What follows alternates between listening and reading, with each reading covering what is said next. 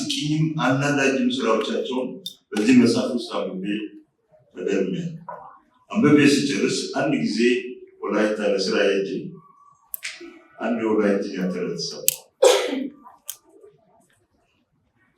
ሃኒ ማላከና ማኤሪኬ ጋይስ ጎድሬ። አንድ ቀን እዛ ቤት የሄደ በግ ምናምን ሊበላ ሲል እጅግ በጣም ያስቸግረው ውሻ ነበርና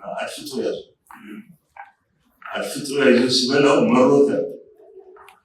እንዲህ አይነት ውሻ በልቼ አላውቅም አለ ጅብ ማለት ነው። ሃኒ ማላከና ማኤሪኬ ጋይስ ጎድሬ ማለት እንዲህ አይነት ውሻ በልቼ አላውቅም ማለት ነው። ለእኔ ደግሞ እንዲህ ለየት ያለ መጽሐፍ አንብቤያለሁ። ከሁሉም በላይ ለየት የሚያደርገው እኚህ ሰው አያታቸው ናቸው። እውነት ነው ግን የነገሩ አያታቸው የሆኑትን የሚያደርጉትን ነገር በሙሉ አብረው ስለነበሩ የሰሙትን ያዩትን ብቻ አይደለም እነሱንም ያረባቸውንም ጭምር ይዛል። በመጽሐፍ ላይ በአፎሬ ግን ብዙ ሰምቻለሁ። ሌሎች ከዚህ ከአዶ ወሬ ትንሽ ወደዚህ መለስ ስላደረጋችሁና ምክንያት የምናገራለሁ። አንዱን አሪፉን ልንገራችሁ። ተፈራ የሚባለው ወደዚህ አለ። ተፈራ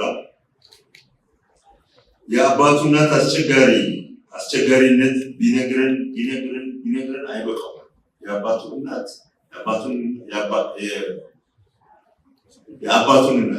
የአባቱን እናት አስቸጋሪነት ቢነግረን አይበቃው። ለምሳሌ ተፊ አምሽቶ ይመጣል፣ አይተኝም። አያትየው ምናልባት ልጇ አደጋ ይደርስበታል ብሎ ፈርቶ ሊሆን ይችላል አይደል? ከዛ አንጻር እንዳይ ሲመጣ ግን ደስታቸውን አይገልጹም። መጣ አቸር ዞሮ ተቤት ይላል። ማየ ደግሞ ምን ነው እስካሁን ለምን አልተኛሽም? ምን እየጠበቅሽ ነው? ከሰው ይጋጫል ብለሽ ነው ይላል። ልጃቸው አንተ መንገድ ላይ ያለው ከማን ትጋጫለህ? በስድስት ሰዓት አይደል ያደረገች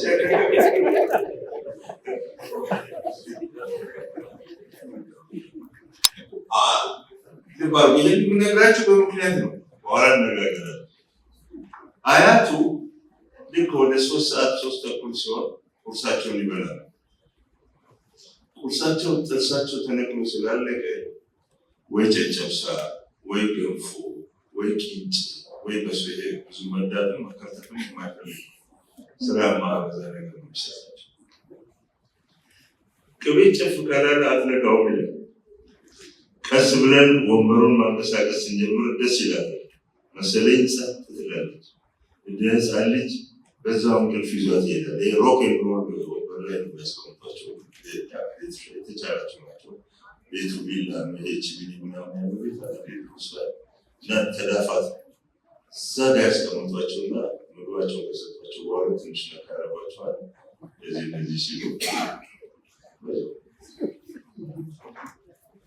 ወደ መጨረሻው አካባቢ ብዙውን ጊዜ እንቅልፍ ይዛትና እዚያው በረንዳው ላይ በጣም ረዥም እንቅልፍ ትተኛለች። ስትነቃ አረራበኝ ማነው ቁጩ ዘለቀ ዳገር ስም ትጣላለች። ድንገት ሰራተኛዋ አቤት ካለች አንቺን ማንጠራሽ የርጎዝ ሙልጭ ያሉ። ከዛ ከልጆቻቸው ሰለሞን ማን ዳንኤል አረ እባካችሁ ሞት ይላል።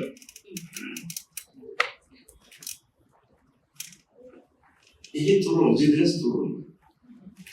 የልጁ እናት ናቸው። የቤት ውስጥ ያሉት ማቃለው ምራቱ ናቸው። የሰለሞን የትናና እሳቸው ላይ ነው ሁሌ የሚወርዱት፣ ሚስት ላይ ማለት ነው። ልጄ ቢኖር ኖሮ እንደዚህ በችግር አልጠበስም ነበረ ማለት ትጀምራለች። ልጃቸው ወንድየው ቤት ያሉት ግን አሁን ያሉት ልጃቸው ያልሆኑ ግን ይሄ ልጃቸው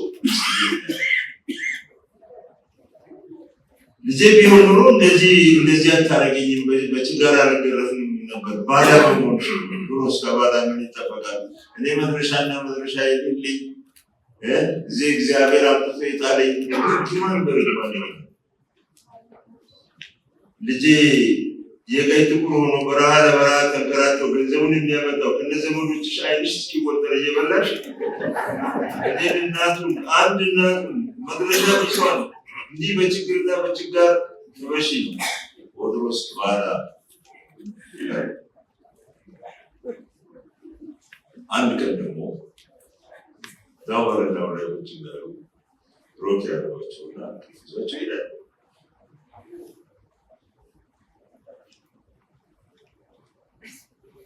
ብዙ ጊዜ ስትነቃ እንደ ልጅ ግራ የመጋባት ስሜት አላት።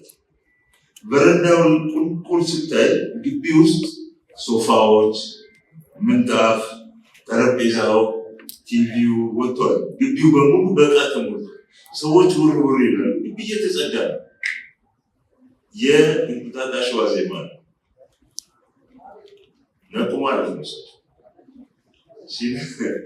እማዬ ስትነቃ ድንገት አገር እስኪናት ጮኸች። በጣም ሰጣች ድምፅ አውጥታ ምን ሆነች ብለን ተሯሩጠን በረንዳው ላይ አጠገቧ ደረስን። ምን ነው እማዬ ምን ነው ምን ሆነች? ማን ዘውዴ ሞቻለሁ እንዴ? ሞቻለሁ እንዴ? የለውም ማለት የለውም አበቃ ልጅ አይደለ? እኛ ልጆቹ በሳቅ ወደቀ። እንደመሰለኝ እሷ አእምሮ ውስጥ ያለው እኛ ቤቱ የሚጸዳው ሰርቪስ ሲሆን፣ እቃዎቹ በሙሉ ደጅ የሚወጡት ልቅሶ ሲሆን፣ መልስ ሲሆን፣ ይሄ ነው ጭንቅላታቸው ውስጥ ያለው። እንዲህ ሲያው ሰው ይወራጫል። ሶፋ ደጅ ነው፣ ሁሉ ነገር ደጅ ነው። ስለዚህ ሞቻለሁ ምን ይገባል?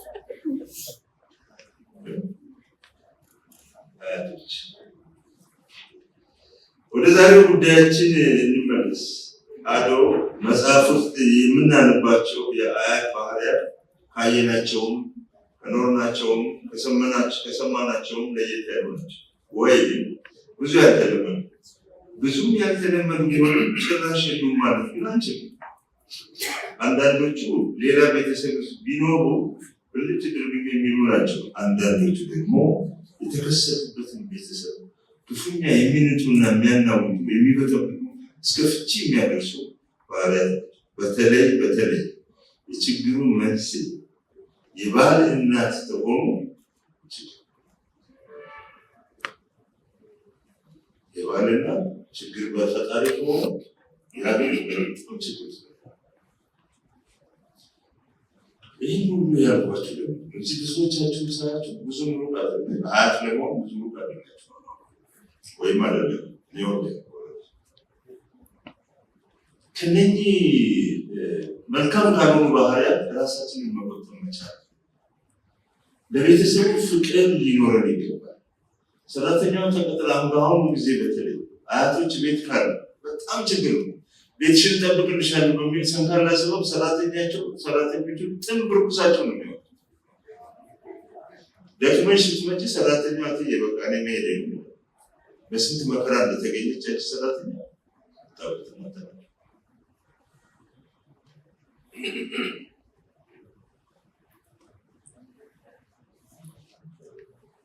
በእድሜ ያካበቱት ተረት ታሪክ ያውቃሉ አያቶቻችን። ልጆቻቸው ለልጅ ልጆቻቸው ይነግራሉ፣ ይተርካሉ። እነ ፕሮፌሰርም እንደኛው ብዙ አያቶች ያውቃሉ። የብዙ አያቶችንም ታሪክ ያውቃሉ።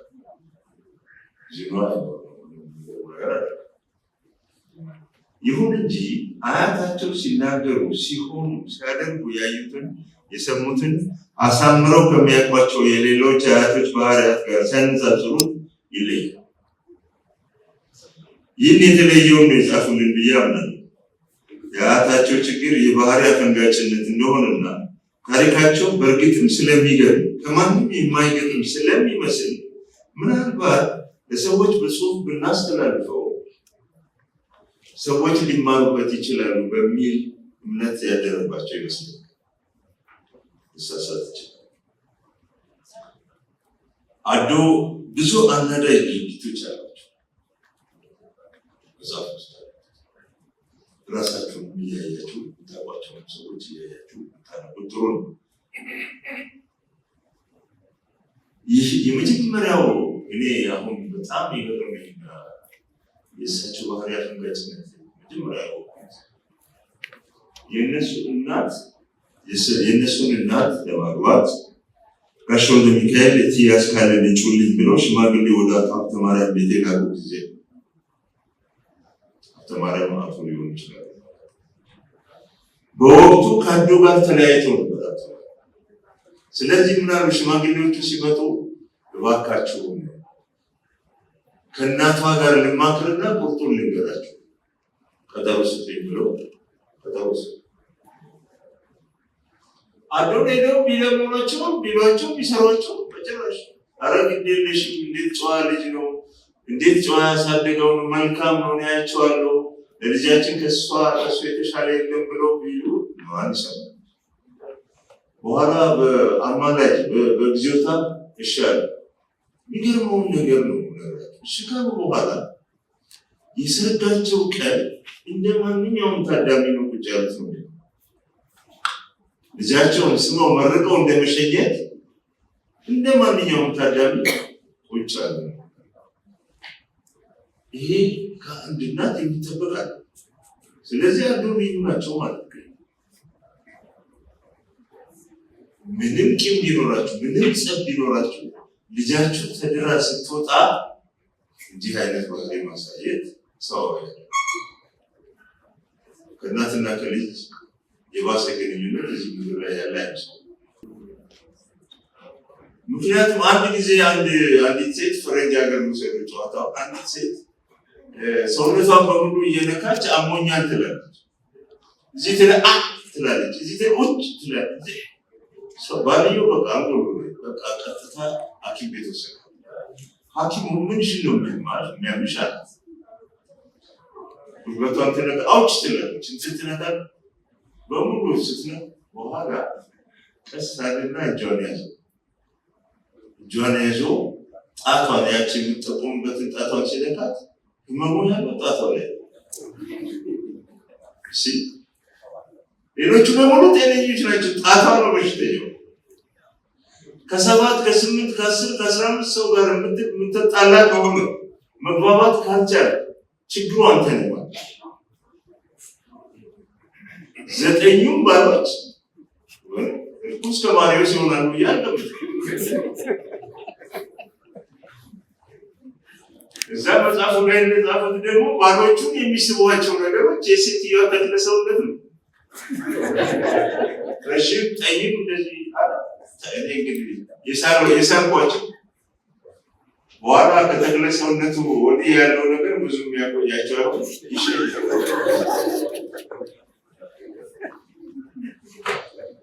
የንግዱ ነገር አንስቶታል። ቅድም የንግዱ ነገር በእውነት ነው በጣም ከፍተኛ የንግድ ችሎታ ቢዝነስ ምንም ይሄ የምንደራደርበት ጉዳይ ነው። በጣም ቢዝነስ ኦሪየንትድ ናቸው እና በራሳቸው መንገድ የሰሯቸው ለምሳሌ በጣም የተከበሩበትን ትልቁን ግቢ ልጃቸውና ባላቸው ሳያውቁ ወደ ቪላ ቤት ጉልት ነው የሚቀየሩ። ክክ ምስር ምን ምናምን ደርድረው ቀኑን ሲሸጡ ይውላሉ። ማታ ሰላማዊ ናቸው። እሳቸው ሰርቪሳቸው ናቸው። ምንም ንግድ አልተካሄደም። ይሄ ሲነቃባቸው ወደ ምንድን ነው ወደ ሌላው ወደ የእንጨቱን ኬዝ ደግሞ ንገር እንጨቱ ከነሱ ቤት በላይ መሐመድ አለ አይደል? ተዳፋት ነው ቤታችሁ። ከነሱ ቤት በላይ ተዳፋት አለ። መጽሐፉን ስታነቡት የመሐመድን ገበያ እንዴት እንደተቀለሉት በእውነት ተቆጣጠሩ። አንድ እንጨት ወደ መሐመድ፣ አንድ ቅጠል ወደ መሐመድ አለ። የቤታቸው ቁጭ ብሎ እሺ። በኋላ እንዴት ነው ያው መቼም ይጋለጣልና አንድ ቀን መሐመድ እዚህ ጋር ያለው ቁም ነገር አንድ ቀን መሐመድ ንግዱ በቃ አለቀለት። ልጆቹ የሚያበላው ነገር እንደሚያጣበቀ ታየ። ስለዚህ ምን አደረገ? ይህ ፕሮፌሰርን እና በር ላይ ጠብቆ አረጉዶኝ ያለው አለ። ምንድን ነው እንደዚህ እና በቅርብ ከአጭር ጊዜ በኋላ ምን የሚሸጠው ነገር ስለሌለ ችግር ውስጥ ነው ያለው እና መጽሐፉ ላይ ስታነቡ የእነሱ እናት በጣም መልካም ናቸው በእውነት በጣም በጣም መልካም ናቸው። ራብ ወይ ተቸገር መጀመሪያ የጠየቁት ምንድነው ችግር? ራብ ልጆች ተራቡ እንደዚህ ነው ያሉት አይደለም። የንግድ ላይ ከፍተኛ አደጋ ተደቅኗል እና እሱ ብቻ ያለች ኬዙን ተመልሰው አጠኑ። በኋላ ለመሐመድ ና ብለው 50 ብር ሰጡት። 50 ብሩን መሐመድ እንዴት 50 ብር የሚሰጡኝ አይደለም፣ ዛሬ 50 ብሩን አልፈልግም ሲቸግረኝ መጥቼ ወስዳለሁ ብሎ ሮጦ መለሰላቸው። አሁን እንዲህ ይደረጋል እንዴ? 5000 ይዘህ 50 ብር ከሰጡት ትጨምራለህ እንጂ በቃኝ አትል። ምን ያህል ትራችን እንደተሸረሸረ የምናይበት ነው። ያረቄው ኬዝ ያረቄውን ሀብት ለመሸጥ ስለምናምን አላዋ እንዴት ብልህ እንደሆኑ ንገራቸው። ያረቄውን ንግድ ከጀመሩት በኋላ የእነሱ አባት ጋሾ ለሚካኤል ቤት እንግዳ ሲመጣ ማታ ጠርሙስ አረቄ እንዲገዛ 2 ብር ከሀምሳ ይሰጣል እና ሰራተኛዋ ብር ላይ ላ ከሰፈር አረቄ አይጠፋም ይዘው ይመጣል። ይህንን ኦብዘርቭ አድርገዋል። ሴትዮ አረቃቸውን ገዙ። ለምን ገንዘብ ወደ ውጭ ይወጣል ብለው አንድ እንግዳ መጣ። ልክ እንግዳው እንደመጣ እንትና 2 ብሯን ተቀብላ ስትባል ቀጭን አምጪ ጠርሙስ አረጋች። አረቄው በብርሃን ፍጥነት እንግዶቹ ጋር ደረሰ። በፊት ከሚፈጀው ጊዜ እጅጉን ባጠረ ሆና ከጓዳ ላይ ተሰጠ። ይህንን ሪያላይዝ አላረጉም እሳቸው እና ልክ እንግዶቹ ጋር ሲደርስ የነ ፕሮፌሰር አባትና እናት ሁለቱም በየራሳቸው ታዝበው እንዴት ፈተነ ያ ጊዜ ይችላል። በኋላ ማቴዎስ ጠይቆ ያው እንግዳ ሲመጣ ጀማሪ መንገዳቱ ስለማይቀር እንግዲህ አስቆንትሮ ቤት አስቆንትሮ አላላቸው። ሴትዮዋ ነገር ሰምተው ኔክስት ታይም ምን አደረጉ? ልክ በተመሳሳይ ሁኔታ አረቄ እንዲገዛ ሲደረግ ተቀበሏትና ያችን 15 ደቂቃ ሞላው። እሺ ከባድ እንደሆኑ ነው ኃይለኛ ናቸው እና ይሄም ንግድ ቀጠለ ይላል። በጣም ጨካኝ የፈለጉት ነገር በጣም ጨካኝ። አንድ ነገር እነሱ ቤት አንድ ሰራተኛ ተቀጥራ ገብታለች። ሌላ የዚች ሰራተኛ እህት ደግሞ ቅርብ በሚባል ቦታ ላይ ሌላ ቦታ ተቀጥራለች። ነገር ግን እዛ ቤት ወይ የምግብ አቅርቦቱ ጥሩ አይደለም ወይም ደግሞ የዛ ቤት ባለቤት የሆኑት ሴትዮ ምግቡን ይቆላልፉታል፣ እንጀራውን ይቆጥሩታል፣ ዳቦን ይሸዋረጋለች። በዚህ ምክንያት ያችኛዋ ወይም እነ ፕሮፌሰር ቤት ጥሩ ምግብ አለ። ስለዚህ ያቺ እዚህ ቤት ያለችው ሰራተኛ እህት ትመጣለች። ልክ የእነሱ እናት ወደ ስራ ሲሄዱ እንትና ቀስ ብላ መግባት። ዛሬም ይሄ በየሰፈሩ ያለ የሚኖር የግድ ዘመድ መሆን የለበትም። ሌላ ግንኙነት ካለ ይኸው ይሆናል። ተመልሳችሁ በአንድ ሰዓት ወደ ቤት ብትመለሽ ለምሳሌ ሰራተኛዋ ስትፈተፍት በጓደኛዋ ጋር ታገኝ ትችላለች። የሚገርም ነገር አለ። ሰዋዊ ነው ባህሪ። ይህን ነገር ያዩት አድሮ ይችንማ ልክ ነው ማስገባት ብላስ ምን አደረጉ? አንድ ቀን መቁጠሪያቸውን እንዳያዙ ልጃቸው ወደ ስራ ከሄዱ በኋላ በረንዳ ቁጭ አሉ። ውሻው ሰው ሲመጣ ይሰማል፣ ስለዚህ ይጮሃል። ባላየ እንደዚህ ባላየ መቁጠሪያቸውን እንትን እያደረጉ ልጅቷ ገባች። የቤቷን ሰራተኛ ጠርተው ማነው የገባው አንቺ ልጅ ይሏታል። አይ ማንም ትላለች። አይተዋል እሳቸው ማንም ገብተው ልክ እዛ ምግቡን በሉት ምንም ሲደረግ ቀስ ብለው አለሳቸው የማይፈቱት የማይታሰር ውሻ ነው እዛ ቤት ውስጥ ያለ። ውሻውን ፈቱት አለሳቸውና አንድ ሌላ ማን እንደሆነ አላውቅም። ወይ አንተ ትሆናለህ ማንም አስረው ውሻውን ፈቱ። እሳቸው በረንዳ ላይ ከማይረባ ኮንሴት ዋዛ ይሻላል ያላቸው። ሰዓቱ ሄደ፣ 5 ሰዓት ሆነ። ውሻ ይገባ። ውሻው ደግሞ ለመጀመሪያ ጊዜ በነፃነት እየተንቀሳቀሰ ስለሆነ ግቢው ይሮጣል። ሁለት እህትማማቾች ለፕሮፌሰር ኩሽናው በረዘግተው ምን እንደሚመጣቸው ግራ ገብቶኛል።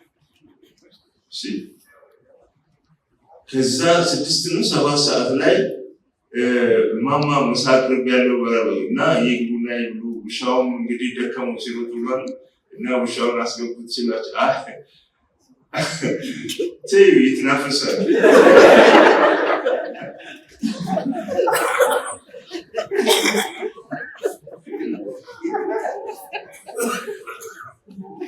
እስከ 12 ሰዓት ድረስ ውሻው